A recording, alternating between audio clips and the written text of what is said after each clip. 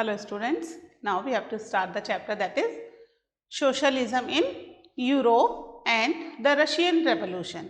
Okay, इसमें हमने last lecture में पढ़ा अबाउट द अक्टूबर रेवोल्यूशन कि अक्टूबर रेवोल्यूशन में किस तरह से प्रोविजनल गवर्नमेंट से पावर को पूरे तरीके से सीज कर लिया बोल्शेविक्स ने. ठीक है, यानी अब जो पावर है वो पावर किसके पास आ गई है? In the hands of Lenin, है ना.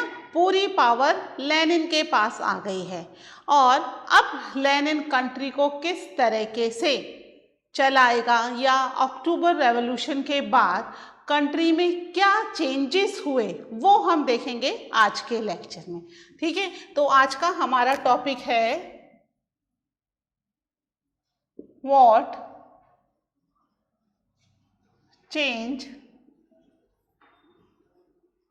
आफ्टर अक्टूबर. ठीक है, अक्टूबर के बाद क्या चेंजेस आए. ओके, हमने पहले भी देखा था फेब्रुअरी रेवोल्यूशन हुआ था, तो फेब्रुअरी रेवोल्यूशन के बाद क्या चेंजेस हुए या क्या हुआ कंट्री में. ठीक है, और अब अक्टूबर रेवोल्यूशन हो गया, तो अक्टूबर रेवोल्यूशन के बाद कंट्री में क्या होगा. तो अब यहाँ पर लेनिन के पास क्योंकि पावर आ गई है, तो लेनिन के जो अप्रैल थीसिस में 3 प्रोमिसेस थे. Do you remember that 3 promises? क्या क्या थे 3 प्रोमिसेस? ही डिक्लेयर्ड ना अप्रैल थीसिस, जिसको हमने कहा था.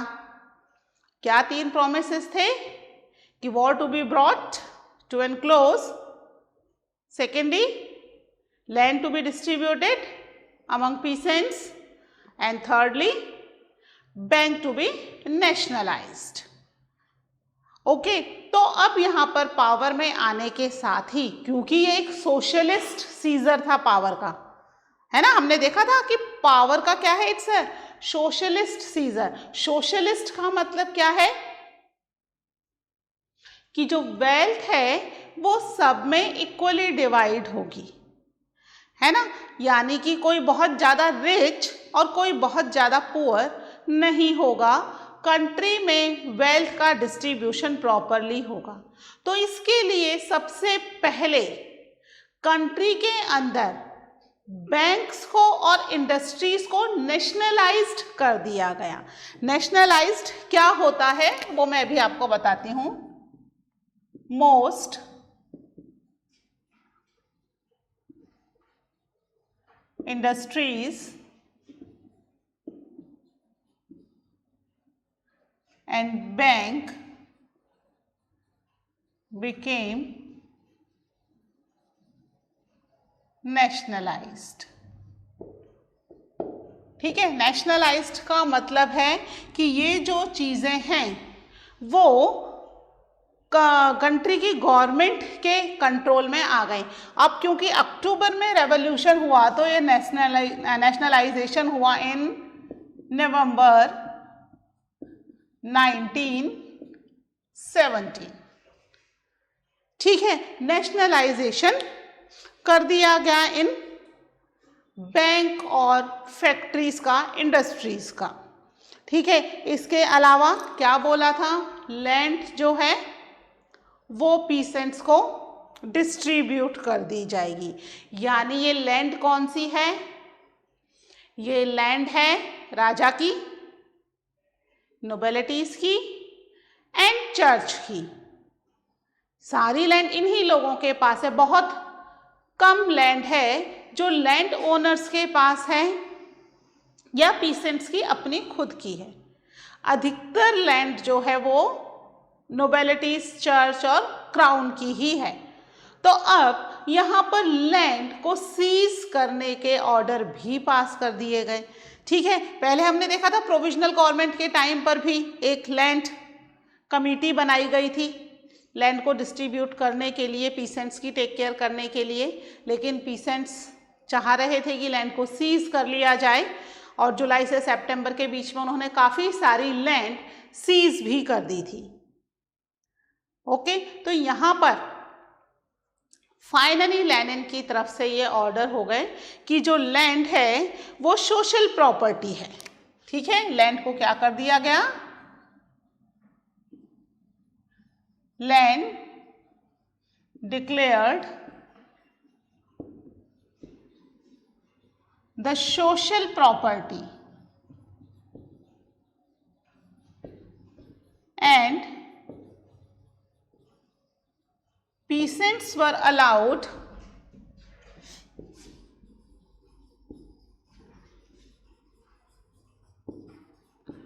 to seize the land of nobilities.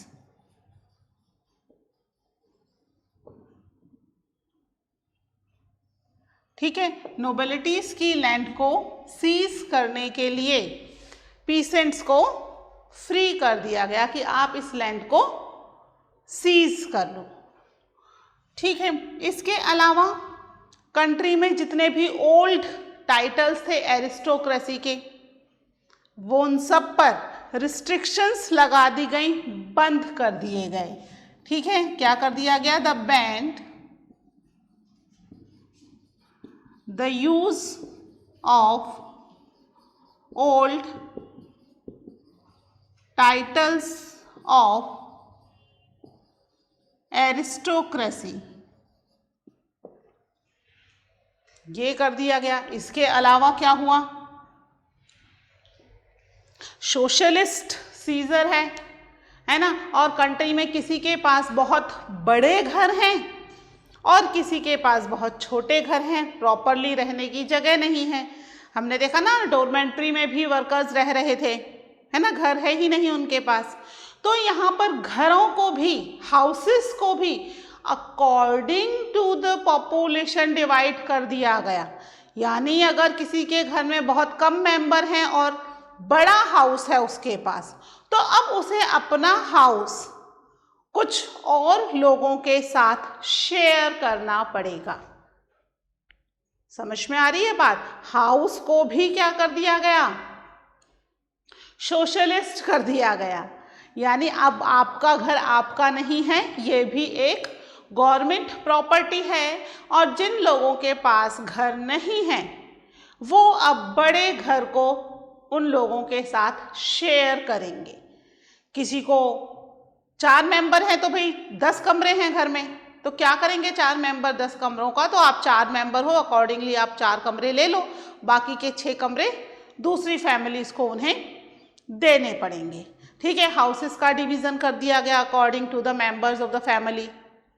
इसके अलावा अपना चेंज दिखाने के लिए कि भाई गवर्नमेंट चेंज हुई है ना अक्टूबर रेवोल्यूशन के बाद, तो ये तो काम हो रहे हैं, पर इससे चेंज तो नहीं दिख रहा कंट्री में, तो चेंज भी तो दिखना चाहिए कि कुछ नया हुआ है।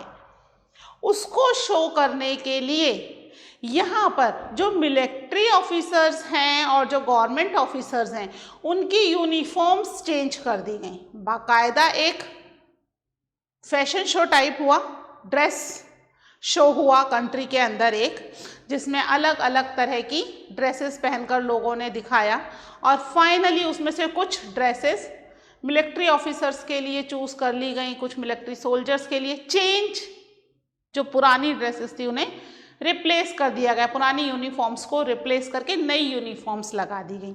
ठीक है, इसके अलावा एक हैट जो है बहुत फेमस हुई, wooden Wokha, that was also selected in that fashion show. ठीक है, वो आपकी बुक में बाकायदा पिक्चर दे रखा है, एक सोल्जर ने पहनी हुई है उसको, वुडन वोका, तो वो एक हैट भी चूज कर ली गई ड्यूरिंग दिस फैशन शो। तो ये तो हुआ अबाउट द चेंज, है ना, कंट्री में चेंज हो रहा है, बैंक फैक्ट्रीज नेशनलाइज हो गई, जो प्रॉपर्टी थी लैंड डिस्ट्रीब्यूट हो गई, टाइटल्स बैन कर दिए गए। इसके अलावा जो बोल्शेविक पार्टी है उसने अपना नाम भी रीनेम कर लिया। ठीक है, क्या कर लिया,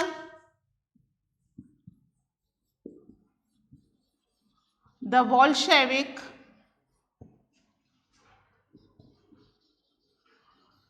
party renamed as the Russian Communist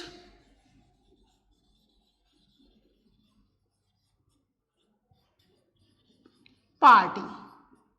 ठीक है, रशियन कम्युनिस्ट पार्टी के नाम से इसने अपना नाम चेंज कर लिया गया। ठीक है, अब क्या हुआ, अब क्योंकि कंट्री में चेंजेस हो रहे हैं तो अपने आप को मोर डेमोक्रेटिक शो करने के लिए कि भाई देखो वो तो डिक्टेटरशिप वाली गवर्नमेंट हमने हटा दी, प्रोविजनल गवर्नमेंट, और हम तो काफ़ी लिबरल हैं, डेमोक्रेटिक हैं। इसके लिए उन्होंने नवंबर 1917 में, अभी ईयर 1917 चल रहा है, नवंबर आ गया, अब ईयर चेंज हो जाएगा आगे, है ना, दिसंबर फिर जनवरी तो फिर 18 आ जाएगा।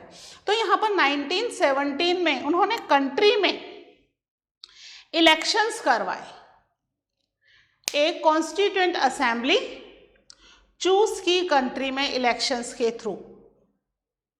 लेकिन यहाँ पर क्या हुआ कि इसमें बोल्शेविक पार्टी के मेंबर्स को ज़्यादा मेजॉरिटी नहीं मिली, दूसरे पॉलिटिकल पार्टी के मेंबर्स चूज होकर इस कॉन्स्टिट्यूएंट असेंबली में आ गए।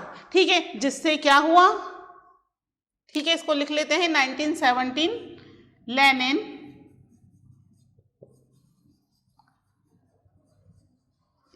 conducted the election in country। ठीक है, इलेक्शन करवा दिए कंट्री में, and to form a constituent assembly. ठीक है, एक कॉन्स्टिट्यूएंट असेंबली को फॉर्म कर लिया। लेकिन इसके अधिकतर मेंबर्स कौन से हैं, जो कि लेनिन के सपोर्टर्स नहीं हैं, लेनिन की पार्टी के नहीं हैं, दूसरी पार्टी के हैं। अब यहाँ पर जो लेनिन ने कुछ प्रपोजल्स रखे वो इस कॉन्स्टिट्यूएंट असेंबली ने एक्सेप्ट नहीं किए, उन्हें मना कर दिया कि भाई ये प्रपोजल सही नहीं है। लेनिन को ये बात बिल्कुल पसंद नहीं आई, है ना, अक्टूबर रेवोल्यूशन तो लेनिन का था, तो अब कंट्री पे रूल भी लेनिन का होगा, तो कॉन्स्टिट्यूएंट असेंबली कैसे मना कर रही है कि भाई लेनिन जो चेंजेस चाह रहे हैं वो चेंजेस ना हो। तो लेनिन को ये असेंबली पसंद नहीं आई और इन जनवरी 1918, अब ईयर चेंज हो गया है, ठीक है, जनवरी 1918 में क्या किया लेनिन ने, लेनिन डिसमिस्ड द असेंबली को डिसमिस कर दिया। According to the Lenin assembly कोई खास डेमोक्रेटिक नहीं थी, है ना, तो इसलिए इसका होना ज़रूरी नहीं है। उससे ज़्यादा डेमोक्रेटिक तो लेनिन की रशियन कम्युनिस्ट पार्टी है, तो रशियन कम्युनिस्ट पार्टी ही रूल करे तो ज़्यादा अच्छा है। इस बिहाफ पर लेनिन ने असेंबली को डिसमिस कर दिया, यानी अब कंट्री के अंदर कोई भी लेनिन को क्वेश्चन नहीं कर सकता, जो ऑपोजिशन है वो ख़त्म कर दिया गया, है ना। इसके अलावा लेनिन ने एक ट्रीटी भी की, वॉर भी तो चल रही थी भैया, तो दो ही डिमांड पूरी हुई, एक तीसरी थी ना, वॉर ख़त्म कर दी जाएगी। तो यहाँ पर दूसरी पॉलिटिकल पार्टी के लीडर्स के मना करने के बावजूद, उनके बहुत ज़्यादा अपोज करने के बावजूद लेनिन ने एक ट्रीटी कर ली विद द जर्मनी। ब्रेस्ट लिटोस्क ये जगह का नाम है, वहाँ पर एक ट्रीटी हुई बिटवीन रशिया एंड जर्मनी, और वॉर को ख़त्म करने की एक कोशिश लेनिन की तरफ से की गई, जो कि जितने भी दूसरे पॉलिटिकल मेंबर्स थे वो नहीं चाहते थे। वो इसके अगेंस्ट थे कि ये वॉर ख़त्म की जाए या फिर ये ट्रीटी की जाए, वॉर ख़त्म की जाए। लेकिन treaty, Germany actually anti German sentiments बहुत ज़्यादा स्प्रेड हो रखे थे कंट्री के अंदर वॉर के समय, है ना, तो वो जर्मनी से कोई ट्रीटी नहीं चाहते थे। लेकिन लेनिन ने उन सब के मना करने के बावजूद मार्च के अंदर, इन मार्च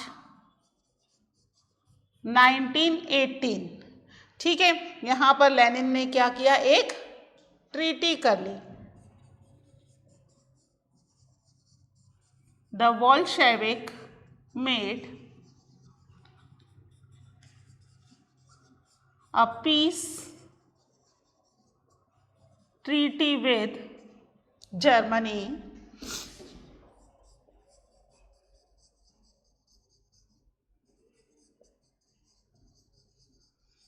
at Brest Litovsk।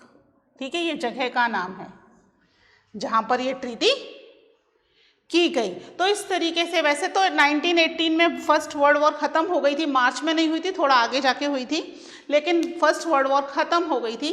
बट उससे पहले ही बोल्शेविक्स ने, या यूँ कह सकते हैं लेनिन ने, एक पीस ट्रीटी करके इसको, वॉर को ख़त्म कर दिया। ठीक है, ये पॉइंट्स नोट कीजिए, फिर हम देखते हैं और क्या क्या चेंजेस किए लेनिन ने in the country. Okay,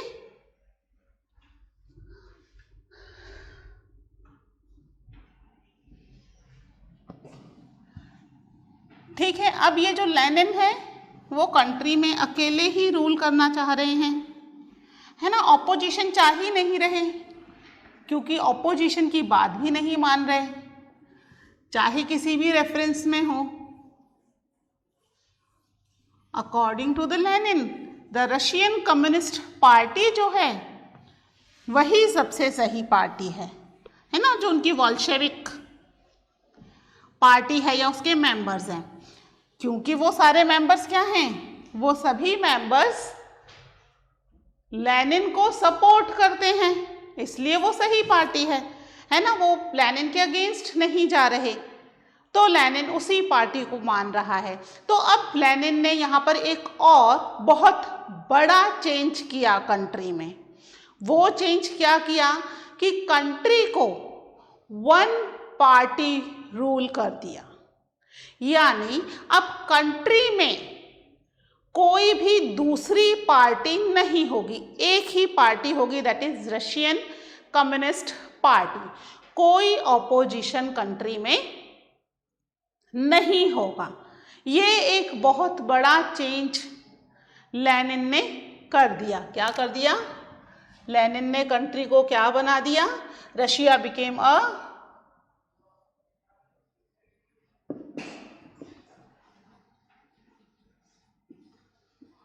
one party. ठीक है, वन पार्टी का मतलब क्या है कि कंट्री में केवल एक ही पार्टी होगी, दूसरी कोई पार्टी नहीं रहेगी। तो रशिया एक वन पार्टी स्टेट हो गया। ठीक है, आप समझते हो वन पार्टी का मतलब। और कौन सी कंट्री है one party? China is also one party country, है ना, वहां पर भी वन पार्टी का रूल है, कम्युनिस्ट रूल है वहां पर भी। रशिया में भी कम्युनिस्ट रूल। तो ये शुरुआत रशिया की तरफ से हुई, रशिया ने कम्युनिस्ट रूल शुरू कर दिया यहाँ पे। ठीक है, अब जो लोग थे that was in the confusion कि कंट्री में चल क्या रहा है, उन्होंने लेनिन को क्यों चूज किया था? कि उन्हें लग रहा था कि प्रोविजनल गवर्नमेंट डिक्टेटर बन जाएगी और लेनिन कंट्री को बचाएगा। लेकिन लेनिन ने क्या कर दिया, यहाँ पर कुछ एक पुलिस और कुछ सीक्रेट फोर्स भी अपॉइंट कर दी, जो चेक करेगी कि कोई भी बोल्शेविक पार्टी को क्रिटिसाइज ना करे। अगर कोई व्यक्ति बोल्शेविक पार्टी को क्रिटिसाइज करता है तो उसे अरेस्ट कर लिया जाएगा। यानी कि एक तरीके से क्या हो गया, आप अपने थॉट्स को एक्सप्रेस नहीं कर सकते, है ना, यानी सेंसरशिप लग गई to express your thoughts. Censorship तो समझते हो, सेंसरशिप क्या होती है? इसमें आप जो भी कहना चाहो या कुछ भी प्रिंट करना चाहो थ्रू द न्यूज़पेपर और through any other means of media, अभी प्रेजेंटली तो there are lots of means of media, तो वो आप कंट्री की गवर्नमेंट की परमिशन के बिना नहीं कर सकते। और आप कुछ ऐसा कहते या प्रिंट करते हो which is against the government, तो गवर्नमेंट आपको अरेस्ट कर लेगी और आपके ऊपर बाकायदा ट्रेजन का केस चलेगा, देशद्रोह का केस चलेगा कि आपने गवर्नमेंट के नहीं कंट्री के अगेंस्ट काम किया है। तो यहाँ पर यही काम लेनिन ने कर दिया। क्या कर दिया लेनिन ने? यहाँ पर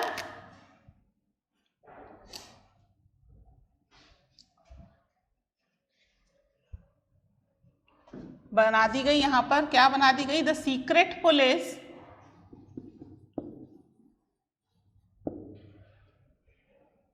ठीक है, secret police were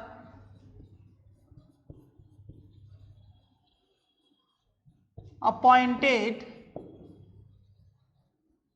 to check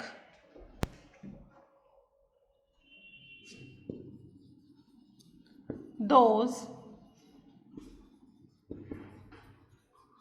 who criticized the Bolshevik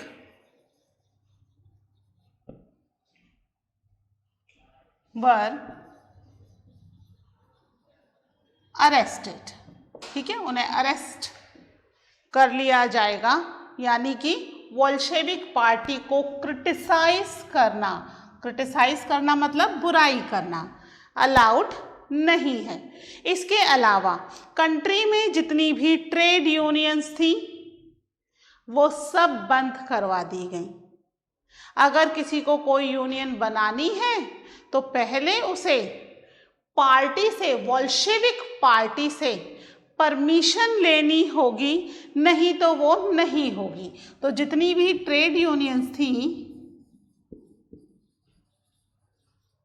ठीक है, क्या हो गई? Trade unions were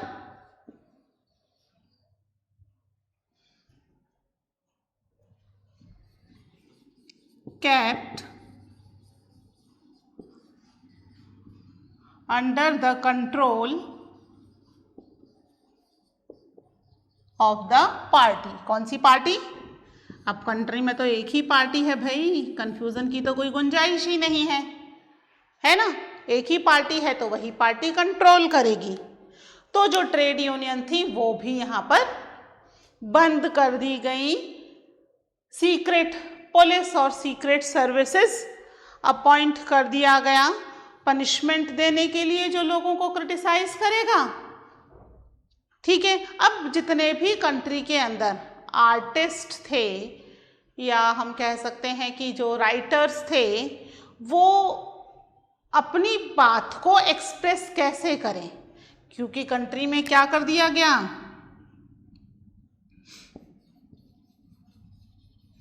party impose censorship in country. ठीक है, अब सेंसरशिप का मतलब तो आप समझ रहे हो ना, कि अब कोई भी अपनी इच्छा से अपने व्यूज को एक्सप्रेस नहीं कर सकता, चाहे कोई भी मीन्स ऑफ मीडिया हो, और करता है तो that is also a crime, punishment मिलेगा उसके लिए भी। सेंसरशिप लगा दिया गया। तो जो आर्टिस्ट लोग थे वो तो क्या करते हैं, अपनी पेंटिंग्स के थ्रू या अपनी पोएट्री के थ्रू, अपनी राइटिंग के थ्रू ही अपनी बातों को एक्सप्रेस करते हैं। और ये चीज़ें क्या होती हैं, जो भी इंसिडेंट उस समय कंट्री में हो रहा होता है वो इंसिडेंट को ही अधिकतर ये आर्टिस्ट अपनी पोइट्री, अपनी पेंटिंग, अपनी राइटिंग में शो करते हैं, है ना। लेकिन ये तो शो करने पर क्या कर दिया गया, सेंसरशिप लगा दी गई। इसका मतलब अब वो लोग अपनी बातों को एक्सप्रेस नहीं कर सकते। एक तरीके से लोगों के लिए डिसइल्यूजन की कंडीशन हो गई। वो समझ नहीं पा रहे थे कि कंट्री में चल क्या रहा है। हम सपोर्ट कर रहे थे पार्टी को क्योंकि हमें ये लग रहा था कि पार्टी जो है it is more democratic than the provisional government, but finally इस पार्टी ने क्या कर दिया, कंट्री में चीजें इतनी फास्टली और इतनी तेजी से चेंज कर दी। क्या किया, कंट्री को बैंक और फैक्ट्रीज नेशनलाइज्ड कर दी। ठीक है, इसके अलावा लैंड कोई कमिटी नहीं बनी, कोई प्रॉपर तरीका नहीं हुआ, सीधे पीसेंट्स को बोल दिया भाई सीज कर लो, है ना। सबके मना करने के बावजूद जर्मनी से एक पीस ट्रीटी कर दी।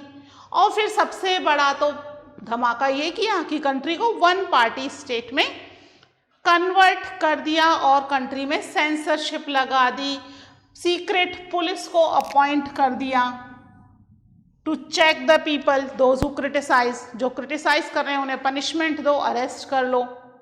तो ये सारी चीजें जो हुई, ट्रेड यूनियन को बैन कर दिया गया।